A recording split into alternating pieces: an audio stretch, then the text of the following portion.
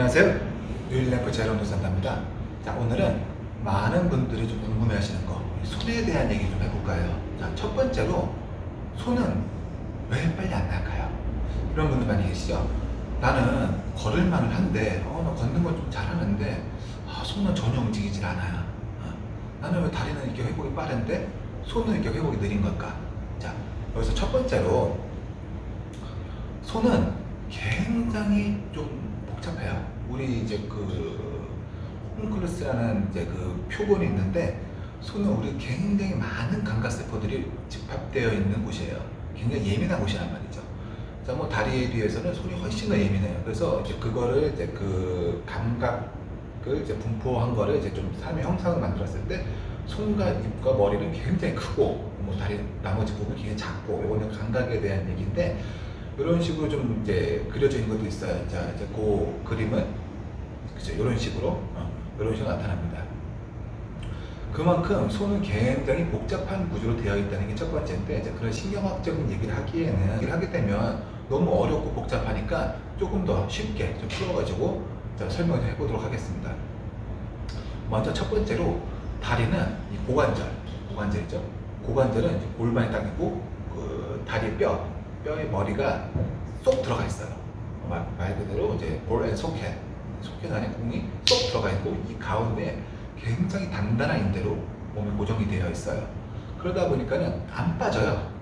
이 다리는 안정성의 위주로 움직이게끔 되어 있기 때문에 좀 굉장히 그 그러니까 움직임의 그 범위는 좀 작은 대신에 굉장히 잘 몸을 버티게끔 되어 있어요.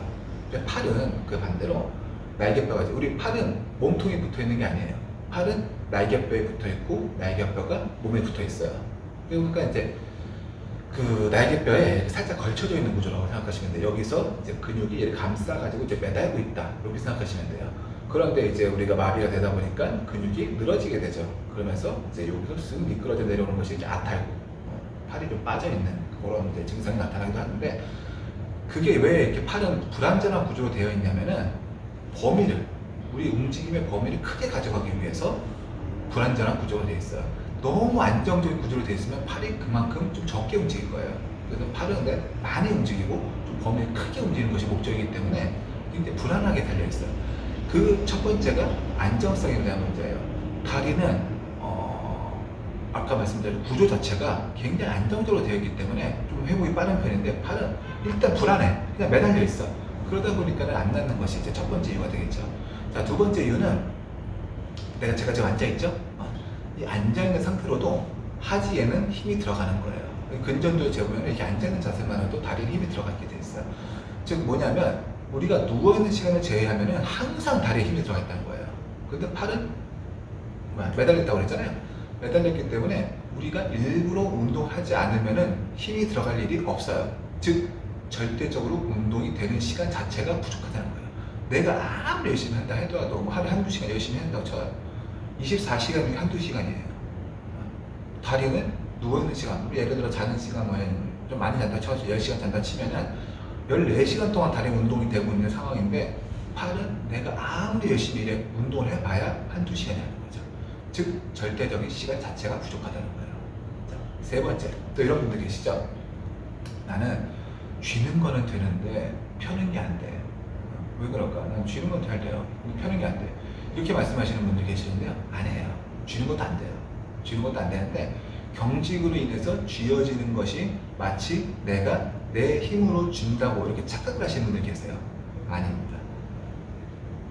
우리가 물건을 잡고 있었을 때 손목, 스냅이 어떤 방향으로 움직이더라도 이거 놓치지 말아야 돼요.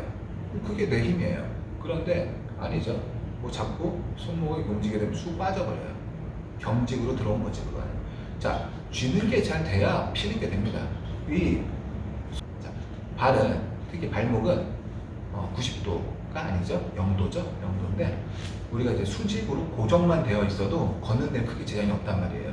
그러다 보니까 이제 발목에서 별로 신경 안 쓰, 이게 어느 정도 고정만 되면 신경 안 쓰시는 분들이 계셔요. 뭐 보조기를 차든지 뭘 하든지. 뭐 이제 뒤집어지는 게 문제가 되는 경우도 있지만, 뭐 이제 그건 다른 영상에서 설명해 드렸고요. 어쨌든 발목은 많이 움직이지 않아도 어쨌든 우리 다리의 주된 목적은 걷는 거기 때문에, 걷는 거에 크게 지장이 없으면 괜찮다고 느낀단 말이에요. 하지만 손은 발과 다르죠. 굉장히 복잡한 움직임을 가지고 있어요. 그리고 복잡한 움직임을 수행할 수 있어야 이 손을 비로소 쓸 수 있다고 말할 수가 있는 거죠. 그러다 보니까는 손은 이 발에 비해서 굉장히 고차원적인 운동이 될 수밖에 없는 거예요. 그 고차원적인 운동을 하다 보니까는 이게 당연히 회복이 발에 비해서 훨씬 느릴 수밖에 없는 거죠. 그래서 이제 손의 회복이 더 느리고 되는데, 특히 물론 발도 마찬가지예요. 발도 이 정강이, 종아리 정강이와 굉장히 밀접한 영향을 맺고 있는데, 손 같은 경우도 그래요. 이제 해부도를 보면은 손은 이제 그래 충양근이라는 근육이 있어요. 뭐 벌레근이로 바뀌었어요. 한글로 다 바뀌어가지고 저도 좀 뭐라 그러지, 롬브리칼 머슬 뭐 이렇게 얘기하는데, 손은 여기 구부리는 첫째 마디까지는 근육이 있고요. 그 다음에는 우리가 흔히 말하는 힘줄로 해가지고 여기 쭉 연결되어 있단 말이에요. 근육이 아니고 힘줄이에요. 즉 뭐냐면 이 손의 움직임은 이 전완, 뭐라 그럴까, 아래팔, 뭐 이런 식으로 좀 용어가 바뀌어가지고 좀 저도 옛날에 배워가지고 최근 용어는 잘 모르겠는데, 이쪽 팔의 움직임에 굉장히 영향을 많이 받아요. 그러다 보니까는 이쪽 팔의 움직임이 제대로 나오지 않으면은 이쪽 손의 움직임은 절대 나오기가 힘들어요. 간혹 가다가 좀 팔이 안 움직이는데 나오신 분들이 계시는데, 그건 굉장히 예외적인 일이고요. 여기에 움직임이 좀 진행이 되기 전에는 손의 움직임은 잘 나오기가 어려워요. 물론 이게 나오려면 뭐 팔, 어깨가 안정이 돼야 되고, 어깨가 안정이 되려면 날개뼈가 안정이 돼야 되고, 날개뼈가 안정이 되면 허리 쪽, 몸통이 안정이 돼야 되고, 이것처럼 손의 움직임은 좀 전반적인 회복이 좀 많이 따라가는 편이에요. 몸통이 이렇게 되어 있고 팔도 이렇게 뭐 이렇게 되어 있는데 손만 움직이고 싶다, 이건 사실상 예외적인 상황이 있긴 하지만 사실상 굉장히 어려운 일이란 말이죠. 그렇기 때문에 이 손은 우리 전반적인 회복에 좀 따라가게 되어 있어요. 그러다 보니까 더 안 낫는 것처럼 보이는 거죠. 그러다 보니까 그 이제 어깨도 괜찮다 치고, 뭐 허리도 괜찮다 치고, 뭐 다리도 좀 괜찮다 치고, 자 이제 그 다음에 손을 이제 하려고 하면은 굉장히 복잡하게 이어져 있고 신경도 굉장히 복잡하게 연결이 되어 있기 때문에 이거를 손을 운동한다는 생각보다는 여기를 운동한다는 생각을 하시기가 좋아요. 물론 어느 정도 움직일 수 있다면, 쥐는 게 진짜로 아까 말씀드렸던 경직으로 이게 쥐어지는 게 아니고 내가 악력으로 쥐는 힘이 좀 있다면, 손목에 이 손과 손목, 그리고 저는 이제 전완이라고 표현을 할게요. 이 전완과의 이제 그 관계를 유지하면서 운동을 하는 것이 도움이 되겠죠.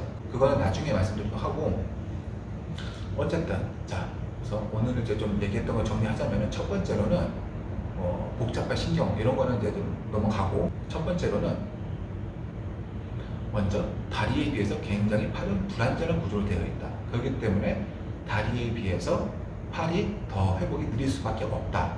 두 번째는 우리가 항상 앉아있는 것만으로도 다리에는 힘이 들어가지만은 팔은 내가 일부러 하지 않으면 운동이 안 된다는 거죠. 두 번째로는 절대적인 운동 시간이 부족하다는 거예요. 세 번째로는 나는 실질적으로 힘이 없는데 힘이 있는 걸로 착각을 하게 돼요. 그러다 보니까는 난 쥐는 거는 되는데 펴는 것만 안 된다, 이렇게 생각하시는 분이 계시단 말이죠. 그건 아니라는 거예요. 펴는 것도 안 되고 쥐는 것도 안 되는 겁니다. 그래서 이런 이유 때문에 팔이 좀 낫기 쉽지 않다는 거예요. 상지가 좀 낫기 쉽지 않다는 거예요. 그래서 이제 운동에 대해서는 다음 시간에 말씀을 드릴 건데, 저기서 좀 주의점이 있어요. 제가 이렇게 운동 방법에 대해서 이렇게 올릴 때는 조금 걱정이 되는 게 있는 게, 운동 방법은 사람마다 달라요. 증상마다 다르고 이게 어느 정도 손상이 됐는지에 따라서 다 다른데, 이거를 좀 맹목적으로 따라하는 것도 안 그랬으면 좋겠어요. 나는 나에게 필요한 운동은, 예를 들어 나에게 필요한 운동은 이거라 쳐요. 근데 제가 이거에 대해서 설명해줬다고 해서 이것만 하시는 분이 계실 수 있단 말이죠. 그러진 않았으면 좋겠어요. 그래서 제가 이렇게 운동법 올리는 것에 대해서는 굉장히 좀 항상 좀 걱정이 되고 고민도 좀 돼요. 그래서 조금 뭐랄까, 그래서 원리 위주로 좀 많이 얘기를 해주려고 하는데, 원리를 이해하고 또 어느 정도 응용을 했으면 좋겠다는 거죠. 그래서 이제 좀 다음 시간에는 이제 이런 실제적인 운동에 대해서 좀 설명을 해드릴 건데, 방금 말씀드렸던 나한테 이것이 맞는 운동인지 아닌지는 본인이 좀 스스로 판단을 하셔서 좀 맞는 운동을 찾아가셨으면 좋겠습니다. 오늘 오늘 여기까지 하겠습니다. 감사합니다.